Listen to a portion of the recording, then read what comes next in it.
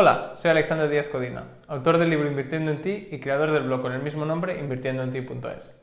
Hoy vamos a hablar de cómo componer tu cartera de activos, es decir, cómo crear un portfolio que te permita tener una estrategia de inversión a largo plazo de acuerdo con tus objetivos y tus necesidades. Entonces, en primer lugar, esto parece muy complicado, pero lo importante es entender los elementos fundamentales para que luego tú te sientas seguro o segura del tipo de cartera que vas a construir.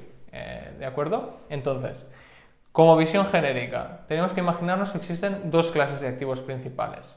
En primer lugar, tenemos los activos reales, ¿de acuerdo? Que no son más que cosas que dan un servicio a la sociedad. Para poner un ejemplo práctico, un activo real podría ser, por ejemplo, una acción. Para aquellos que no lo sepáis, una acción es comprar parte de una empresa. Es decir, te conviertes en dueño o dueña de una pequeña parte de una empresa. Esto se puede hacer a través de la bolsa en empresas cotizadas. Entonces, por ejemplo, si compramos una acción de Telefónica, ¿de acuerdo? Estamos comprando una acción de una empresa que da un servicio a la sociedad en forma de telecomunicaciones.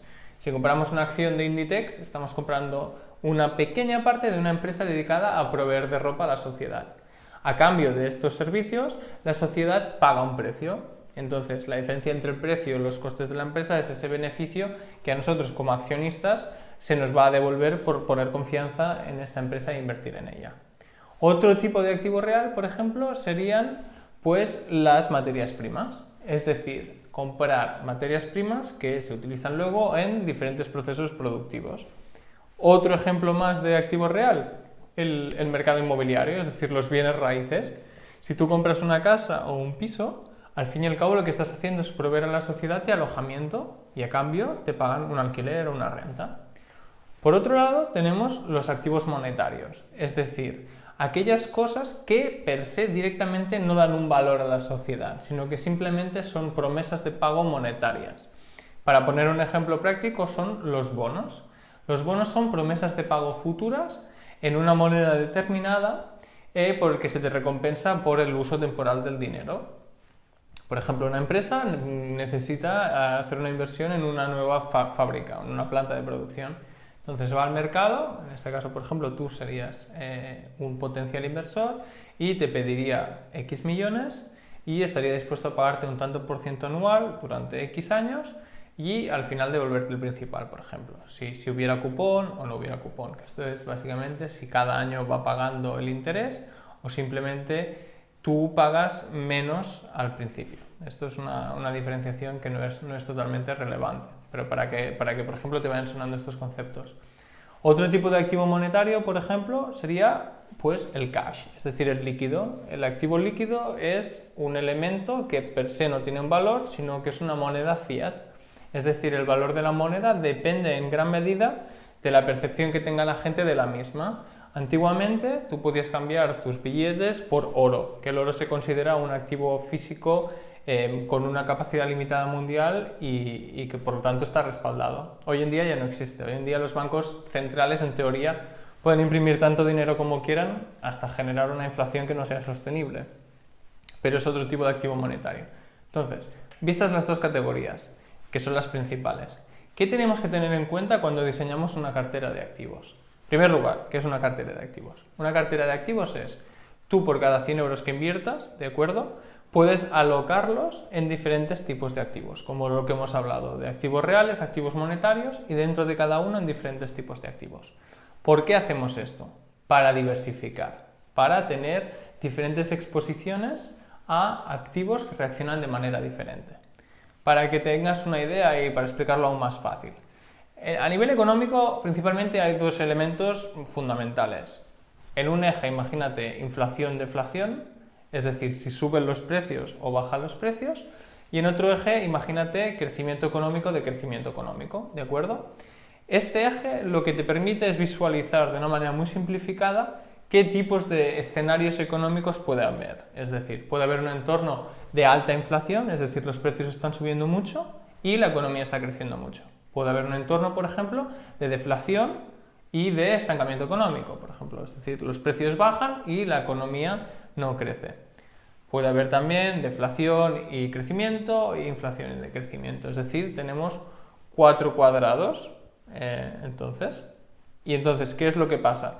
Que en cada uno de estos cuadrados los diferentes tipos de activos reaccionan de manera diferente. Porque al fin y al cabo, aunque por ejemplo las acciones y el mercado inmobiliario sean, digamos, de la misma clase de activos que son los activos reales, reaccionan de manera diferente ante estos diferentes escenarios macroeconómicos. Entonces, ¿cuál es la clave aquí? Diseñar un portfolio que lo que te permita es que en cualquiera de estos escenarios minimizar la pérdida y maximizar el rendimiento esperado, ¿de acuerdo? Entonces, hay mucha teoría detrás y muchos cálculos sobre cómo es el portfolio óptimo, digamos. Para que tengas una idea, lo que es muy importante tener en cuenta es, por ejemplo, el concepto de seguridad. Muchas veces hablamos en términos de seguridad. ¿Qué es seguro? Pregunta mucha gente cuando no tiene demasiada experiencia en el tema financiero, ¿no? Por ejemplo, el cash, es decir, el dinero, el líquido, los euros que tienes en el banco. ¿Es seguro? Históricamente la gente tiene tendencia a pensar que eso es 100% seguro. Si al fin y al cabo tienes 1.000 euros hoy y los tienes en el banco, al cabo del año tendrás 1.000 euros. Sí, pero hay que tener muy en cuenta que al final ese dinero depende de qué cantidad de dinero hay en el mundo y qué valor tiene ese dinero como moneda fiat. Porque al final recordemos que el dinero es solo una ilusión. El dinero es un contrato que tenemos entre nosotros de que le estamos asignando un valor para intercambiar servicios y productos por esa moneda. Entonces, por ejemplo, en 2020, con la crisis del coronavirus, se ha imprimido muchísimo dinero, es decir, los bancos centrales se han dedicado a imprimir mucho dinero para ayudar a los gobiernos a emitir deuda barata. Es decir, han respaldado la política fiscal, el gasto de los gobiernos, mediante la impresión de moneda. Porque recordemos que al fin y al cabo el Banco Central tiene el monopolio de la impresión de la moneda. En el caso del euro, el Banco Central Europeo, y en el caso de la Fed, es decir, la Reserva Americana, de los dólares. Entonces, si tú tenías 100 euros al principio del año, han perdido valor al final del año del 2020. Por lo tanto, no es que sea per sí un elemento seguro, es un tipo de activo que tiene, pues obviamente, sus pros y sus contras. Entonces, una vez tenemos esto visto, lo que hay que pensar es en cómo encaja esta fotografía que estamos planteando con tu situación particular. Yo siempre digo, y de hecho lo explico en el libro, que antes de empezar a invertir lo importante es tener un fondo de reserva. Es decir, construir un fondo de reserva que siempre esté disponible, que equivalga entre 6 y 12 meses de tus gastos recurrentes. Esto es lo que te va, digamos, a salvar el culo hablando en plata, es decir, es lo que te da ese colchón de tranquilidad. Si pierdo mi trabajo, puedo estar entre 6 y 12 meses, incluso si no me pagaran el paro o si hubiera cualquier elemento en el que yo puedo hacer frente a mis gastos recurrentes. Es decir, si yo tengo un gasto recurrente de 1.000 euros, pues ahorrar entre 6.000 y 12.000 euros siempre disponibles. Y esa es la regla clave. Una vez tenemos ese colchón, es la clave de invertir a largo plazo, ¿de acuerdo? Entonces, en función de tu edad, tu perfil, tus ingresos, tu profesión, etcétera, te puedes plantear cómo quieres tú encarar esa alocación de activos. Por ejemplo, las acciones tienen tendencia a largo plazo a tener un mejor rendimiento, si bien son más volátiles. ¿Qué significa que sean más volátiles? Pues que en un año determinado o en un periodo de tiempo concreto, que suelen ser periodos cortos, puede subir o bajar mucho el precio o el valor de tus activos. Es decir, puede ser que en un año caigan un 30% o un 20%. Obviamente, eso es un elemento a tener en cuenta en el sentido que las oscilaciones al corto plazo son mayores, por ejemplo, que otro tipo de activos, como los bonos. Ahora bien, a largo plazo, el rendimiento medio de las acciones ha sido significativamente superior al de los bonos o al del oro. Entonces, ¿cuál es la clave? Es construir un portfolio que a ti te permita tener la tranquilidad que en un momento dado no va a caer más de X%, ¿de acuerdo? Que esto se suele llamar el Value at Risk, VAR, que esto muchas veces cuando utilizas robo-advisors como por ejemplo Scalable o Indexa, que ellos mismos te construyen la cartera, pues ya te dan un Value at Risk, es decir, te dan una medida más o menos del riesgo de la cartera en sí. Si tú quieres hacer tu propia cartera, que esta es la segunda opción mediante ETFs, lo que tienes que tener en cuenta es cómo ha sido la trayectoria histórica de esa composición de activos. Esto, por ejemplo, podéis utilizar Portfolio Visualizers, que dejo el link abajo, para jugar con los pesos relativos, es decir, qué porcentaje de mi cartera es cada uno de estos tipos de activos. Así veréis los rendimientos históricos y la volatilidad, o en el peor día cuánto se perdió, ¿de acuerdo?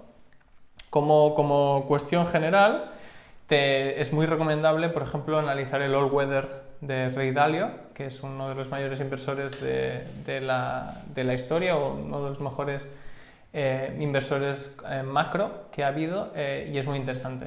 Le preguntaron que si se muriera y tuviera que invertir su cartera para las siguientes generaciones sin que nadie lo pudiera tocar, ¿qué combinación de activos realizaría? Y al final lo que él tiene en cuenta es la volatilidad de cada uno de los elementos y la reacción al entorno macro que comentábamos, ¿no? También voy a dejar un link abajo explicando la cartera.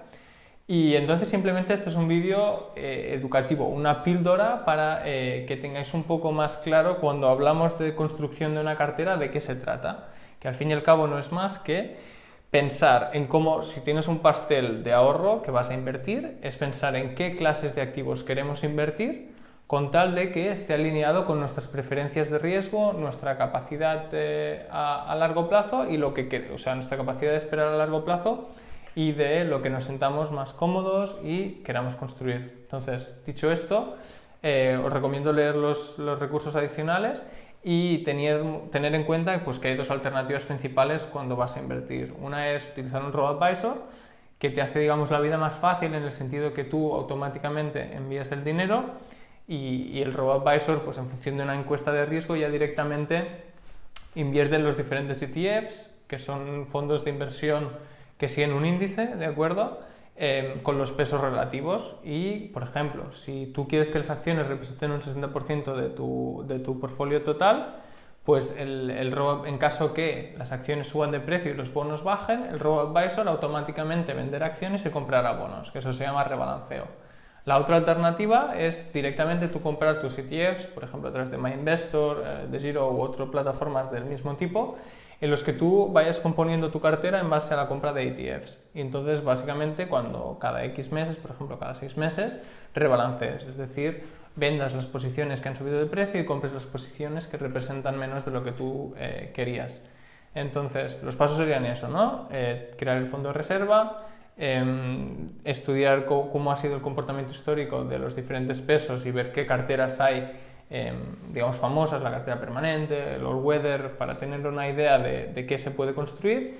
Y luego en tercer caso sería la decisión, pues por ejemplo, si quieres un robo-advisor, que obviamente no podrás afinar tan bien el peso que quieras, o si por otro lado te decantas por utilizar comprar tus propios ETFs en función de los pesos ponderados que hayas acordado. Eso es todo por hoy, muchas gracias por la atención. Como siempre, si tenéis comentarios os podéis dejar debajo o visitar el blog en invirtiendoenti.es. Muchas gracias.